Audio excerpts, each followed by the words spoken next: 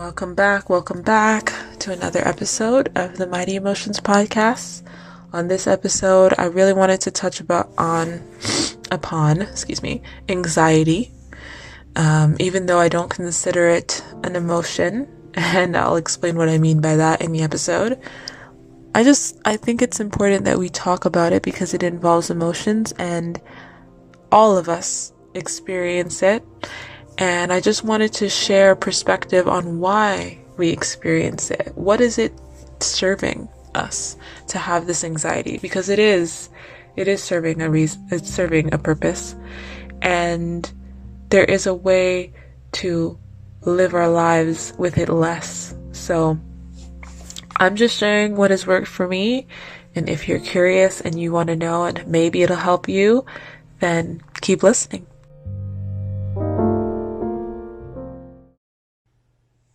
Hello friends. Welcome back to another episode. I'm your host, Giselle G. And we're talking about anxiety today. Yep. Anxiety, we all are familiar with it.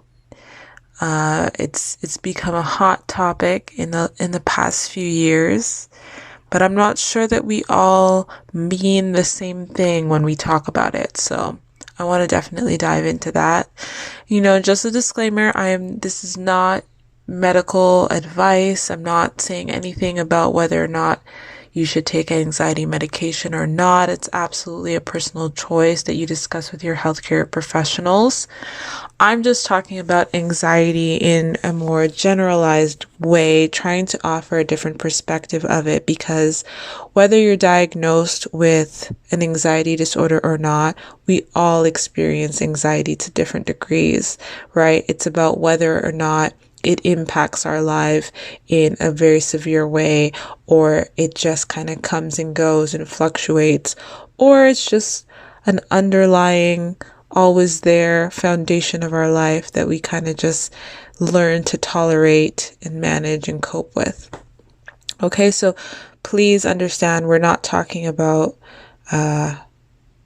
one specific scenario here. I'm kind of speaking about anxiety in the broad sense, because the one thing that I tell the people that I work with is that anxiety is not an emotion, right? Or if we want to define it as an emotion, maybe we'd say it's a complex emotion. My definition of anxiety is that it's energy without a container. So anxiety is more so an umbrella term for there's a lot of vague emotions that I can't name or pinpoint happening. And I don't know where to place them or how to label them. And so I have this anxiety, right? And I'll just to illustrate this, like if, we go through an experience, say something happens between us and a friend, and we hang up the phone call with our friend and we're unsure how our friend is feeling after that call, we might feel anxious, right? Because we're focused on the emotions of someone else and we're not really clear what emotions are ours, what emotions are theirs, what even is coming up. Is it fear? Is it anger? Is it sadness? We can't really label it. It's all kind of a hodgepodge of energy. So that's what I mean when I say anxiety is energy without a container, right? And when I talk about emotions, I talk about the fact that emotions are the label we place on what we feel, how we behave, and what we think. Right? So it's giving a name to that and labeling that. And anxiety is the same way. It's a general term that we use that doesn't really identify what we're feeling. Right? I'm just going to say that one more time. Anxiety is a general term that we use that doesn't identify what we're feeling. It's a blanket term. It's a generic term. What does it really mean when we're anxious? Right? And so I invite you to think about anxiety in this way. Of course, this is just my framework. And if this resonates with you, great. And if you're resistant to that, that's okay too. But I really wanted to share this because we talk so much about anxiety, but we're all kind of talking past one another because we have different meanings for it. And so I encourage you to kind of just consider, what is anxiety for you?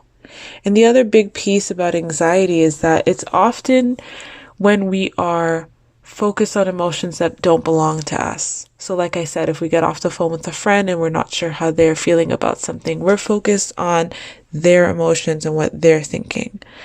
And those are emotions that we don't have any control over, right? We don't have any control over how someone else is thinking or feeling or behaving. That's not our jurisdiction, right? So when we try to step into someone else's jurisdiction about how they're feeling, that's going to bring up anxiety, right? That's going to flag for us that we're boundaryless.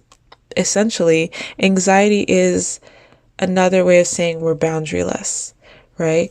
Another big part of anxiety showing up is that it comes up when we're looking for other people to tell us what we think or what to think or what to believe or what to say. And again, it leaves us boundaryless, right? We're not really tuned into how we feel. We're not clear on how we feel. And we're afraid that we're going to say the wrong thing or do the wrong thing and not live up to the expectations of other people. And there's other emotions at play there. But we're going to notice in those scenarios when we're kind of floundering around and looking for other people to direct us that we're going to feel anxious, right? Because that anxiety is flagging for us that it's, again, we're boundaryless. We need to come back within ourselves. We need to come back within, what do we think? What do we want to say? What do we want to feel? Step into our integrity and our authenticity, right? And take our power back, right? Because a big part of fear, anxiety, this boundaryless energy is that we feel so out of control and powerlessness and helplessness. And all of that is valid. It's completely valid because there is so much in this life that we are powerless over. There is so much in this life that we are helpless to do anything about. And so when we focus on that anxiety expands, right? Because there's nothing for us to do there. That's not where our energy is best served or best used. Our energy is best served when we're focusing on the things that we do have control over, which is, what are we feeling? What are we thinking? What is our experience like from our perspective? Blocking out the noise, tuning into ourselves, tuning into who we are, what's authentic for us, who do we want to be, what do we want our lives to look like, are we in alignment, right? And I talk on other episodes about how our emotions are there to help us and guide us and show us when we're in alignment or out of alignment, or when our lives are, disconnected. So when we notice ourselves being anxious continuously, we can start to ask ourselves, am I tuned into myself? Am I tuned into who I am authentically? What are my thoughts? What are my beliefs? Or am I thinking about others? Am I looking for solutions from others? Am I focused on things that are not within the realm of my control? Am I focused on things that are not within my jurisdiction? And I just want you to consider that, when you notice yourself getting anxious, right? When you notice that sense of vagueness, of not being able to describe what it is you're experiencing, and just get quiet and slow down and notice what your thoughts are. Are you thinking about what someone else might be thinking or feeling? When we're in a group situation and we need to give a response or we need to give an opinion, are we thinking, okay, well, what would their opinion be? Should I say that? Or what do I think they would want me to say? Right? And in those moments, do we feel anxious? Right? And are we aware of what that anxiety, that boundaryless energy, what it's trying to communicate to us? That it's trying to highlight for us that we are kind of losing ourselves in that moment, right? And I don't take any anxiety medication, just to be completely transparent with you, but I lived for a very long time with just this low level anxiety because of all the shame, guilt, fear, sadness that I wasn't addressing and that I wasn't even fully aware of, right? And that anxiety was just with me every day. I just carried with it. I carried it with me all the time because I was so hyper vigilant and focused on what it was someone else thinking. Oh, I'm trying to be a mind reader. I always joke, I'm a recovering mind reader. Like, I needed to know what you were thinking so that I could say the right thing or do the right thing. And this comes from a traumatic childhood and being, developing this way of trying to survive and navigate that trauma, right? So we have compassion for ourselves if we're in that space of being hyper vigilant and being really boundaryless and not having a strong sense of who we are. But that's why we do this emotional resilience work, is to develop a strong sense of who we are, is to connect to who we are through what we're feeling, through what's showing up for us, right? And when we do that, our worlds change. The way we interact with our worlds change, right? I'm not going to sit here and say you're never going to feel anxious again. That would be a lie. That's like saying you'll never feel sad again, right? But it's about noticing it, bringing to our awareness, bringing a different level of understanding of what that's actually showing us. What is that communicating with us? I don't believe anxiety has to be a lifelong sentence, right?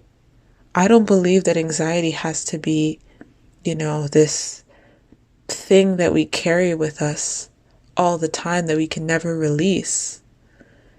Because for me, when I realized that this anxiety was highlighting for me that I needed to tune into myself, that I needed to connect with myself, that I needed to stop worrying so much and put boundaries in place around what other people think versus what I think, and what other people believe versus what I believe, and that it was okay to do so, and that it was important to do so.